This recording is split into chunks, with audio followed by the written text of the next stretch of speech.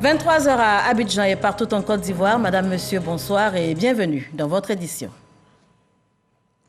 La cherté de la vie, le sujet fait couler de l'encre et des salives. Depuis quelques semaines maintenant en Côte d'Ivoire, la question a justement été largement abordée ce mercredi matin en Conseil des ministres, conseil qui s'est tenu sous la présidence du chef de l'État, Alassane Ouattara.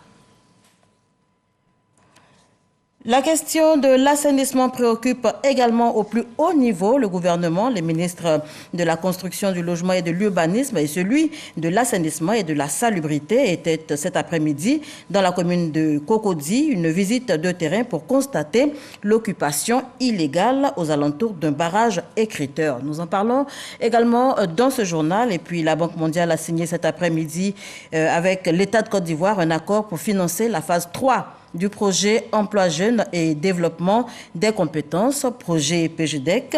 Et cet accord de 75 milliards devra permettre à 68 000 jeunes d'accéder aux formations et autres activités génératrices de revenus.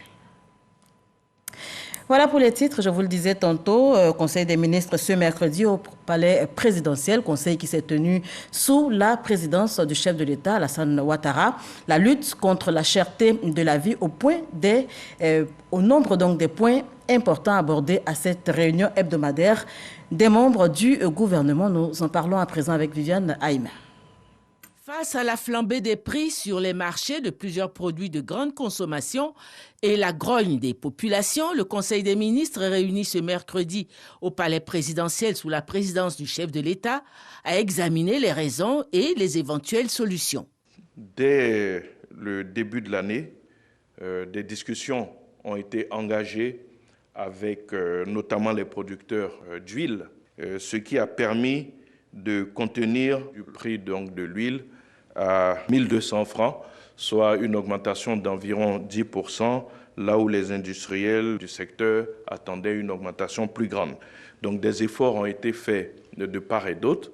Il faut noter que le ministre a été instruit donc à l'effet de mener toutes les réflexions possibles pour pouvoir élargir notamment la gamme de produits réglementés. Actuellement, nous avons environ 8 produits qui sont réglementés, mais l'idée est de voir si nous pouvons augmenter le nombre de ces produits réglementés. Il faut aussi noter qu'une importante réflexion doit être menée pour pouvoir réduire l'influence de certains groupes d'intérêts qui, parfois, pour des raisons de spéculation, peuvent faire monter de façon artificielle certains coûts.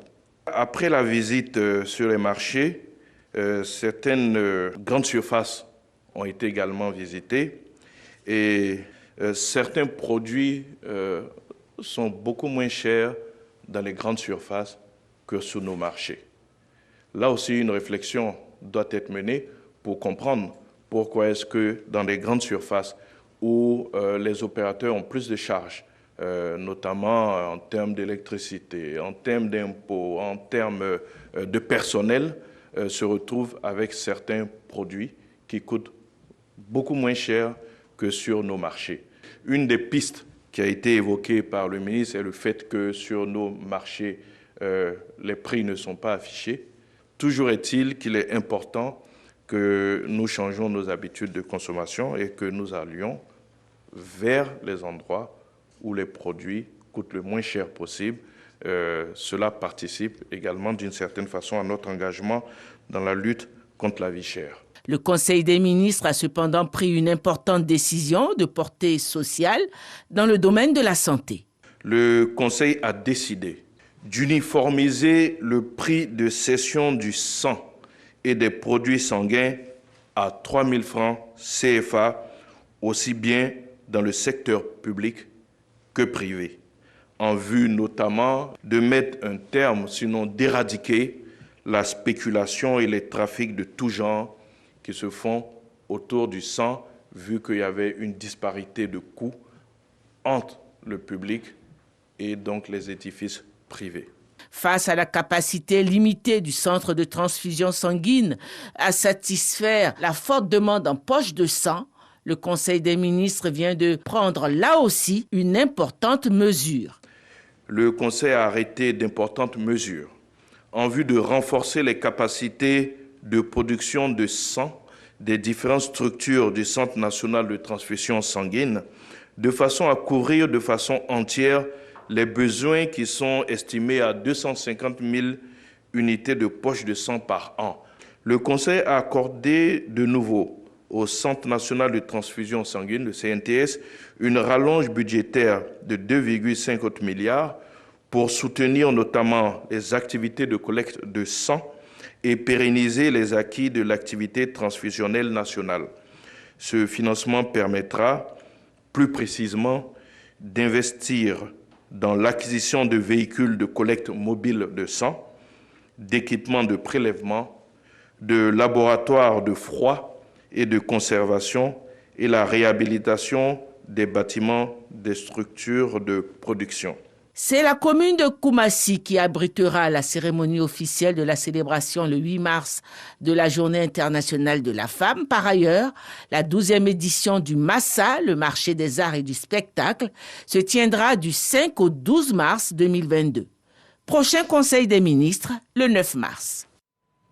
Voilà, le bien-être des Ivoiriens donc au cœur des priorités du gouvernement. La question de l'assainissement préoccupe également au plus haut niveau les ministres de la Construction, du Logement et de l'Urbanisme, également celui de l'assainissement et de la salubrité était cet après-midi même dans la commune de Cocody. Une visite pour constater l'occupation illégale aux alentours d'un barrage écriteur.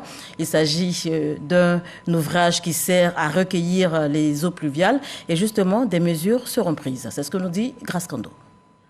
À environ 500 mètres du carrefour de la vie, axe Cocody-Angré du côté droit, se trouvent des constructions illégales en cours dans le périmètre d'un barrage écriteur qui sert à retenir les eaux pluviales. Le rôle de la cuvette, c'est de stocker les eaux lorsqu'il y a une forte pluie et puis de faire passer par débit contrôlé. L'occupation d'une partie de cet espace-là réduit la capacité de la cuvette. Donc si l'espace qui a été réservé ne suffit pas, ça va déborder. Donc les risques, c'est les inondations. Informés de cette situation, les ministres Bouaké Fofana et Bruno Koné effectuent une visite de terrain. Nous travaillons, entre autres, sur la numérisation à partir de photos aériennes de l'ensemble de la ville d'Abidjan, de toutes les parcelles. Cela va permettre en temps réel d'observer l'évolution géographique sur l'espace que nous couvrons et de prendre les bonnes décisions. Nous sommes venus ici aujourd'hui, nous avons vu ce qui s'y passe et j'en ai donné la certitude à mon collègue. Dès notre retour au bureau, les décisions bonnes pour nos populations seront prises. Pour joindre l'acte à la parole, séance tenante, une opération de démolition est lancée. La saison des pluies s'annonce depuis ce mois de février. Le ministre Bouaké Fofana fait le point des dispositions prises. Les maisons à risque sont identifiées depuis longtemps, elles sont connues. Et ce travail a été fait en collaboration avec l'ONPC. Bon, je crois que cette fois-ci, il faut y aller de façon plus ferme. Après la libération, nous allons prendre des mesures pour ne pas que les gens puissent revenir. Le ministre de l'Assainissement et de la Salubrité invite les populations vivant dans les zones à risque à les quitter. Bouaké Fofana appelle également à l'entretien des ouvrages d'assainissement. 75 milliards de francs CFA pour résorber la question de l'emploi jeune. La Banque mondiale a signé cet après-midi même un accord avec l'État de Côte d'Ivoire pour donc financer la phase 3 du projet Emploi jeune et développement des compétences, PGDEC. C'est ce que nous rapporte Jean-Jacques Ouaméala qui a suivi pour vous la cérémonie de signature. Cet accord, il nous dit, devrait permettre à 68 000 jeunes d'accéder aux formations et autres activités génératrices de revenus. En signant cet accord de financement d'environ 115 milliards de francs CFA pour le projet Emploi Jeunes et Développement des Compétences, PGDEC phase 3, l'État et son partenaire, la Banque mondiale, veulent trouver une solution à l'épineuse question de l'emploi jeune. En Côte d'Ivoire, ils sont environ 400 000 chaque année sur le marché du travail. Concrètement, ce projet offrira l'opportunité à 68 000 jeunes d'accéder aux formations et aux activités génératrices de revenus proposées par les conseils régionaux, à 34 000 jeunes de bénéficier d'un programme d'apprentissage en alternance, d'un stage, d'un programme de requalification ou d'opportunités d'entrepreneuriat, ce qu'on appelle souvent l'éducation de la seconde chance, et à 300 000 jeunes fréquentant les établissements d'enseignement technique de formation professionnelle et d'apprentissage, d'acquérir des compétences valorisées par le secteur privé. À cela, il faut ajouter la réhabilitation et l'équipement des 5 établissements professionnels.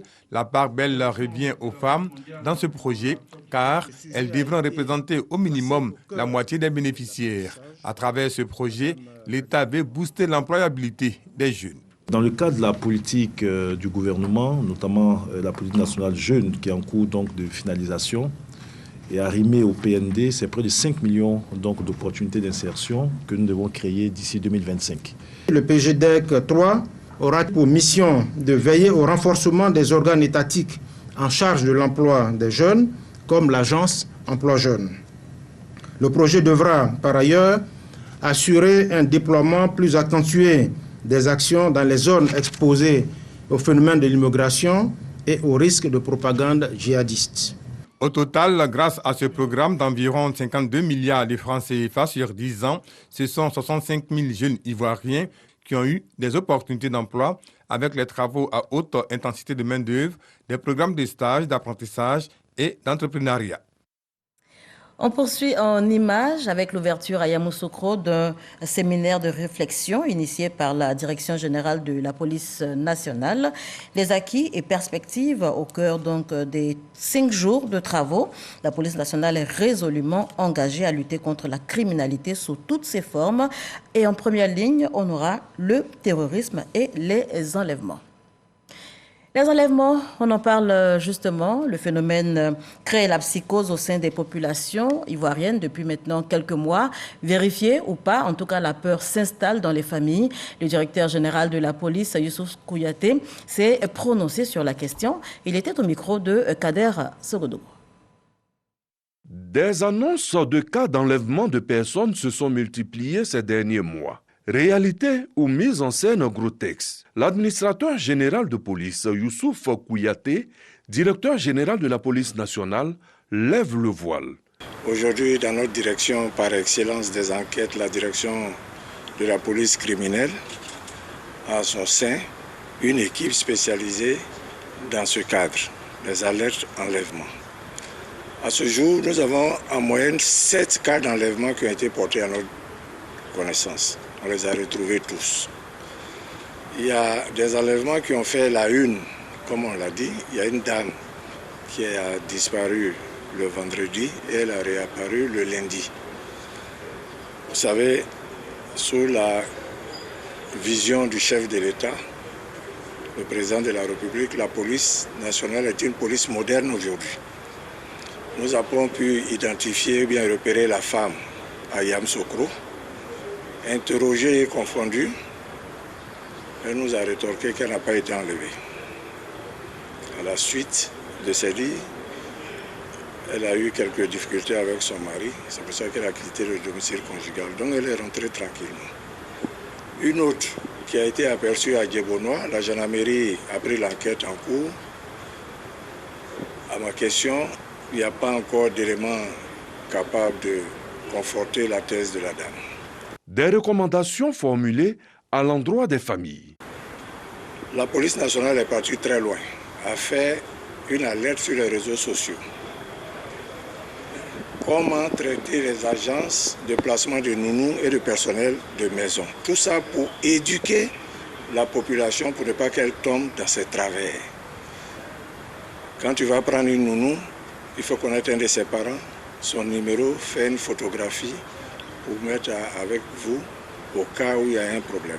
Donc voilà tous ces cadres-là que nous donnons à la population pour aider la police nationale à lutter contre ce fléau supposé ou réel. Dans tous les cas de cause, la police prend en compte tous les cas qui sont portés à sa connaissance. Le directeur général de la police insiste sur la nécessité pour la population de collaborer avec leur police et de ne pas s'adonner à la ventilation de rumeurs ou de fausses informations. Retour à Abidjan, je vous conduis à présent au port autonome d'Abidjan, précisément sur le chantier du second terminal à conteneurs. Les travaux avancent bien, le taux de réalisation 60% et les premiers bateaux devraient pouvoir accoster dès novembre prochain. Visite guidée avec Lansina Bakayoko. Le quai, les rails de portique, le pavage, le complexe entrée-sortie et la zone des ouvrages électriques. Des dizaines d'ouvriers mobilisés sur les importants chantiers du second terminal à conteneurs de Vridi. Réalisé à 60%, l'ouvrage sera opérationnel dès le 1er novembre prochain. Ce qui reste à faire, c'est bien évidemment l'arrivée des équipements. C'est un volet très important pour manutention des conteneurs. Il faut bien évidemment le terre-plein, les réseaux et les bâtiments, mais plus important, il faut les équipements. Donc les équipements commencent à arriver à partir du mois d'avril. Les travaux au niveau de la superstructure ont consisté au remblai de 35 hectares de terrain et en la construction de 1300 mètres de quai. Avec son tirant d'eau de 16 mètres pouvant recevoir les plus gros navires, ce second terminal pourrait traiter plus de 1 500 000 conteneurs. Nous sommes sur un investissement de 262 milliards de francs CFA, dont 210 milliards complètement investis pour novembre 2022. Et aujourd'hui, à date, nous avons déjà investi 150 milliards de francs CFA et ça se voit. Il est important quand même de noter que l'ensemble des commandes nécessaires à un démarrage en novembre 2022 sont effectivement passées et nous serons au rendez-vous.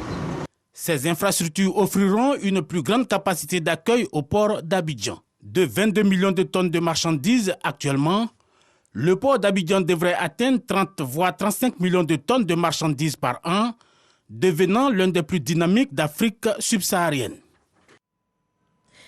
La journée internationale de la femme est célébrée, vous le savez certainement, tous les 8 mars. C'est l'occasion donc de dresser le bilan des différentes luttes engagées en faveur des droits de la femme, mais également évaluer les insuffisances. Et bien après la cérémonie officielle de présentation du pagne retenue pour la célébration en Côte d'Ivoire, la ministre de la Femme, de la Famille et de l'Enfant, Nasseneba Touré, a procédé il y a de cela quelques jours au lancement des activités de l'édition 2022, des activités qui vont s'étendre surtout le long du mois de mars. On en sait davantage avec Théodore Zozo et Godefroy Okomawa. Un avenir durable se construit avec inégalité des chances. Je réclame donc 50-50 et je vous exhorte à le dire très fort avec moi. On veut 50-50. Nous devons tout de suite et maintenant lutter pour cette égalité, cette parité totale. Une parité d'ailleurs qui est consacrée par notre Constitution. Un message traduisant toute la détermination de la femme à s'engager pour l'égalité du genre et participer activement au développement de la Côte d'Ivoire. En Côte d'Ivoire, beaucoup de choses ont été faites. Chacune doit faire un point, un bilan par rapport à elle-même et continuer à s'engager pour avoir un avenir durable en Côte d'Ivoire. Nous disons aux femmes de vraiment prendre leur destin en main. Tout changement vient de soi-même. Pour qu'on puisse t'aider, aide-toi toi-même d'abord. Nous sommes au lancement de la Journée internationale de la femme 2022. À cette occasion, la ministre Nasseneba Touré est élevée comme première femme au grade de commandeur de l'ordre du mérite de la femme et de la famille. Une décoration récemment instituée par le président de la République, Alassane Ouattara. Depuis 2011, la situation des femmes de notre pays connaît dans son ensemble des améliorations importantes. L'égalité d'accès aux opportunités des jeunes filles comme garçons est l'une des priorités de la vision du président de la République, son Excellence Alassane Ouattara, déclinée dans son programme de société La Côte d'Ivoire solidaire. Pour la ministre d'État Kandia Kamara, représentant la marraine, la grande chancelière Henriette Dagri Diabaté, la parité du genre et l'autonomisation de la femme occupent une place importante dans l'action gouvernementale. Pas une seule politique implémentée et pas un seul projet initié ne s'est fait sans que l'autonomisation de la femme n'en soit le vecteur directeur. Des fonds spéciaux sont mis à la disposition de l'entrepreneuriat féminin, notamment dans le cadre du Fonds d'appui aux femmes de Côte d'Ivoire, FAFSI, piloté par Madame la Première Dame, Madame Dominique Ouattara, avec toute la mansuétude et la générosité qu'on lui connaît. La célébration officielle aura lieu dans la commune de Koumassi le 8 mars prochain, ainsi que dans les autres régions de la Côte d'Ivoire. Le thème de cette année s'articulera autour de l'égalité de chances pour un avenir durable en Côte d'Ivoire. Et on parle à présent paix et cohésion sociale. La Fédération pour la paix universelle, FPU, poursuit sa tournée à travers le pays, en prélude donc au prochain sommet international sur la paix et le développement. Notez que la session FPU Côte d'Ivoire initie des sommets régionaux dans certaines régions donc du pays. Et c'est la ville de Bongouanou qui a abrité la rencontre régionale pour le compte du Moronou. On en sait davantage avec Herman Niamia. C'est un véritable coup magistral sur les principes universels de paix que le président de la Fédération pour la paix universelle section Côte d'Ivoire a donné à son auditoire au cours du sommet régional qui s'est tenu à la préfecture de Bongouanou. Selon Akasaï Lazare, ce sont les efforts conjugués des uns et des autres, peu importe les obédiences religieuses et politiques, qui peuvent garantir la paix dans un pays. À notre jeunesse de Bongouanou, de s'entendre pour construire son avenir.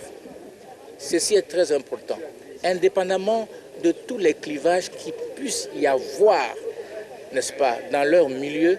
Le seul intérêt qui vaille, c'est d'être unis pour construire la paix, pour leur avenir. Invité d'honneur à ce sommet régional qui se tient en prélude au sommet international de la Fédération pour la paix universelle qui aura lieu en Côte d'Ivoire, le ministre de la Réconciliation et de la Cohésion nationale a félicité les initiateurs de cette rencontre qui, selon lui, peut contribuer au renforcement de la cohésion sociale. Il faut faire en sorte que nos parents qui ont accepté de vivre ensemble depuis toutes ces décennies-là, eh bien, continuent de vivre ensemble comme ils l'ont toujours fait par le passé. C'est en cela que je voudrais vraiment vous féliciter pour cette belle initiative et surtout pour le lieu choisi. Bongouanou, parce qu'effectivement, Bongouanou a besoin de messages de paix et d'actions de paix pour que nous puissions ressouder le tissu social ici dans cette localité. L'inspecteur général d'État Théophile Awandoli s'est réjoui de la tenue de cette cérémonie à Bongouanou, une ville jadis paisible, mais qui a connu des soubresauts lors de l'élection présidentielle de 2020. Œuvrons donc sans calcul pour la paix. Rien que la paix, uniquement la paix dans le Moronou. Oui, nous le pouvons avec l'aide de Dieu. Parce que tant que Dieu est avec nous, tout peut être possible. Prions Dieu pour qu'il y ait toujours la paix en Côte d'Ivoire, la paix dans le Moronou. Au cours de cette cérémonie, 3 personnalités ont été distinguées au rang d'ambassadeurs de paix pour leur implication dans la préservation de la paix et de la cohésion sociale dans la région du Moronou. Il s'agit du préfet des régions du Moronou, Okoma Adio Jeannette, du préfet hors grade Kablan Anzien André et de l'opérateur économique Coratin Brou André Noël. La Côte d'Ivoire invitée à la Bourse des valeurs de New York. C'était le 18 février dernier. Cérémonie de cloche d'ouverture et de clôture de la bourse, couplée de la célébration de la Black History Month. La Côte d'Ivoire y était représentée par son ambassadeur aux États-Unis. Temps fort, Jean-Marc Dadji. Il est 16h GMT à la Bourse des valeurs de New York, quand l'ambassadeur Harold Doley Jr., entouré de sa famille, sonne la cloche de clôture des négociations du jour. Ce diplomate et homme d'affaires afro-américain est aussi célébré pour ses 50 années de service comme membre du plus grand marché financier du monde. Originaire de la Louisiane, il a 26 ans lorsqu'il achète un siège à la Bourse de New York en 1973, devenant ainsi le seul afro-américain à posséder son siège. Parmi les convives à l'honneur dans cette fête, son Excellence M. Ibrahim Touré, ambassadeur de Côte d'Ivoire aux États-Unis, vient apporter le soutien du pays à ce grand ami de la Côte d'Ivoire.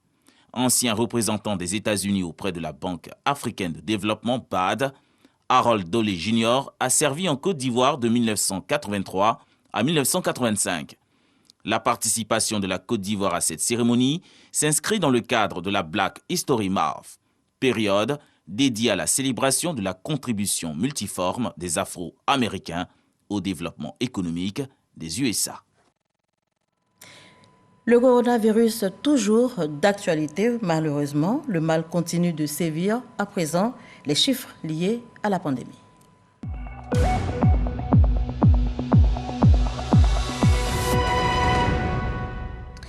Le ministère de la Santé et de l'Hygiène publique et de la couverture maladie universelle a enregistré ce mercredi 23 février 2022 13 nouveaux cas de Covid-19, 127 guéris et 0 décès. À la date du 23 février 2022, la Côte d'Ivoire compte donc 81 410 cas confirmés, 791 décès et 1014 cas actifs. Continuons de nous faire vacciner. Notez que le géant pharmaceutique français Sanofi a annoncé ce mercredi donc, les résultats positifs à la grande échelle pour son vaccin contre le Covid-19 développé avec le britannique GSK. D'abord prévu avant la mi-2021, le projet a enregistré près d'1 an de retard après donc des difficultés. Un sujet plus reluisant à présent, après Bouna, la semaine dernière, l'équipe de production de l'émission Bonjour de la RTI et les humoristes ont mis le cap sur Daloa, c'est dans la région du Haut-Sassandra. C'était samedi 19 février dernier. La place Gbemani a refusé du monde à l'occasion. Je vous propose de revivre l'ambiance qui y a prévalu. On y va avec Pargasoro Kone. À Daloa, c'est la place Gbemani située au quartier marin qui a servi de cadre pour le grand rendez-vous du riz de la RTI Bonjour Tour 2022. Sur le podium, ce sont des humoristes très inspirés qui ont apporté de la joie et de la gaieté au public. Tu n'es pas là à l'école, tu n'as pas fait le cours, on donne interrogation, tu es assis devant ta feuille et tu réfléchis. Et puis ils sont comme là, pique là. Tu réfléchis à quoi? Le directeur général de la RTI, M. Fosseni Dambélé, m'a dit il faut passer ce message. Daloa, la cité des antilopes, bel exemple de cohésion. Et on veut vous féliciter. Bravo à toutes les communautés vivant ici. C'est très important de dire merci à Daloa.